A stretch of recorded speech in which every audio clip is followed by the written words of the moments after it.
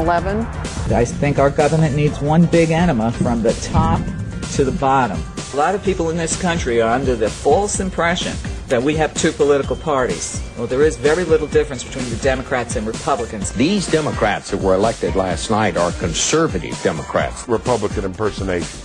What's an Arnold Republican? Well, it's basically being fiscally conservative, being socially moderate, and being environmentally progressive. I've been telling you that I believe people cast their vote for something, not against it. Evangelical Christians turned out in droves, driven in part by a desire to support a flurry of constitutional amendments banning same-sex marriage. Healthcare, Border security, national security, and the economy, on the war in Iraq, abortion. I see Democrats attacking Republicans for their weird sex life. Ultimately, Tucker, I don't think it ends up changing any votes. Sectarian violence. Democrats are divided. The withdrawal of American forces from Iraq. A precipitous withdrawal would be injurious to the United States. I think most people agree with that. The one thing that's not credible, as the National Review pointed out, is stay the course. It's true that Republican leadership put our country in this mess. But let's not forget that both Republicans and Democrats signed their names to bills that killed the U.S. Constitution. Both parties have jointly put our Bill of Rights in jeopardy, and now they want your vote.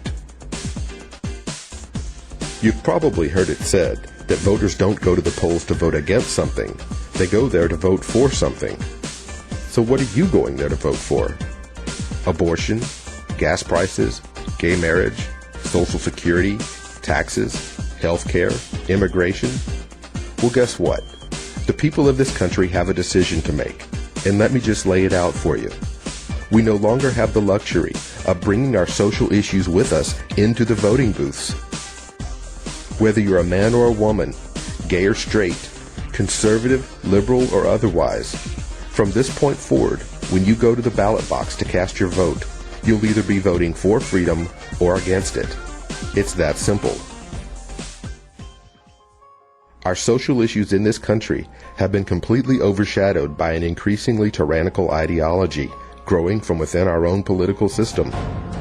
This infection began with the Republicans, but our problem stems from the fact that it didn't end with our Democrats. If we hope to rescue our republic, all of our attention, all of our efforts must be concentrated on repairing the damage done to our Constitution over the past decade.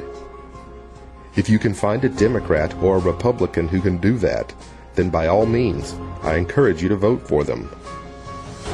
Americans have been led to believe that they only have two choices: to vote for a Republican or to vote for a Democrat.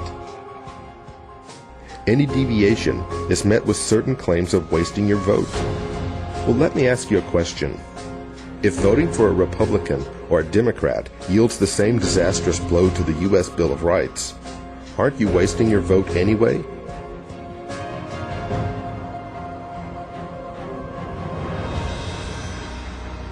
We need leaders who will observe the rule of law and leave all of the interpretations to the judiciary branch of our government.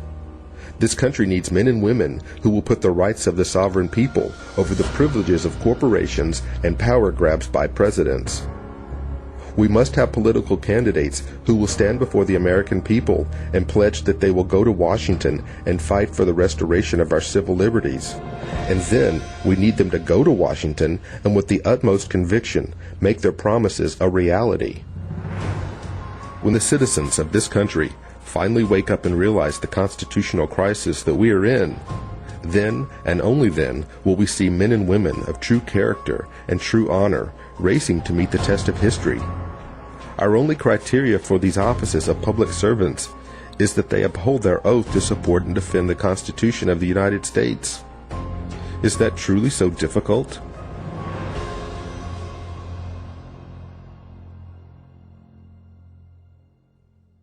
Run for office.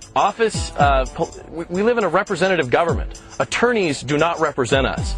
Big businessmen do not represent the people. The people represent the people. Construction workers represent the people. Small businesses, mom and pop stores, those represent the people.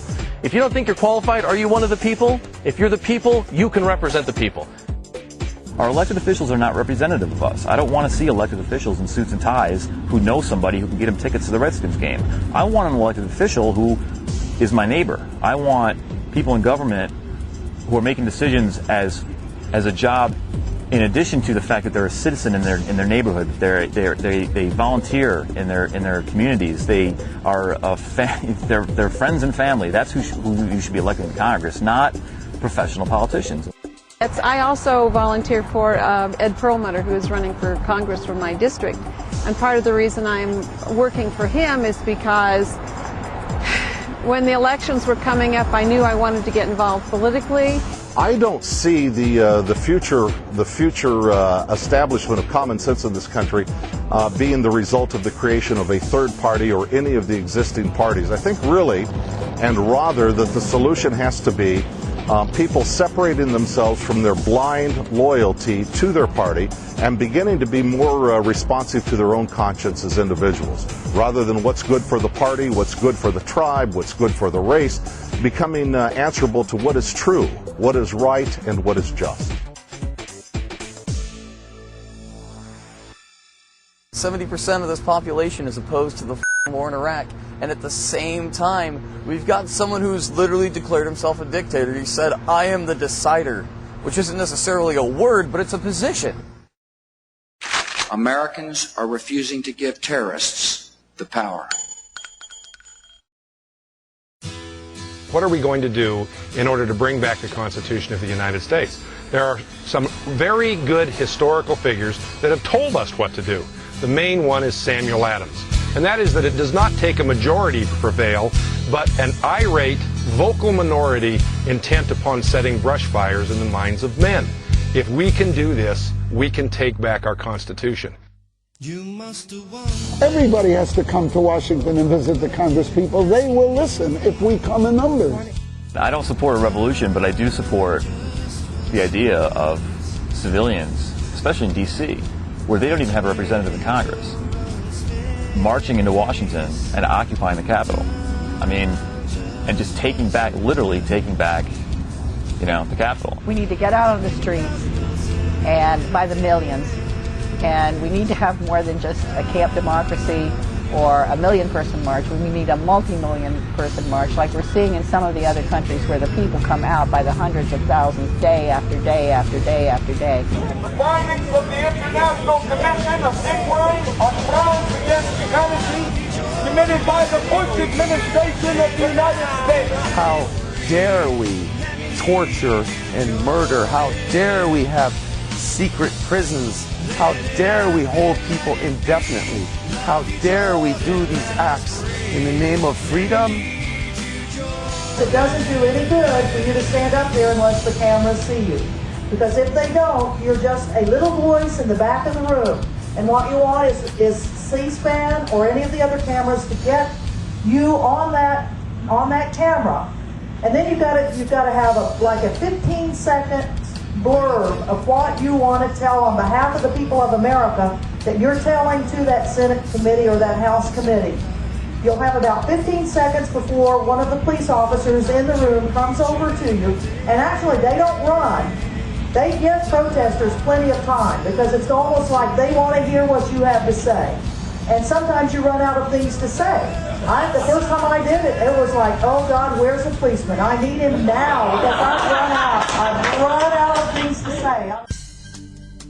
Everyone must come to Washington. And whatever you do, don't run out of things to say. Washington, you're fired! The Democrats took back the House in 2006.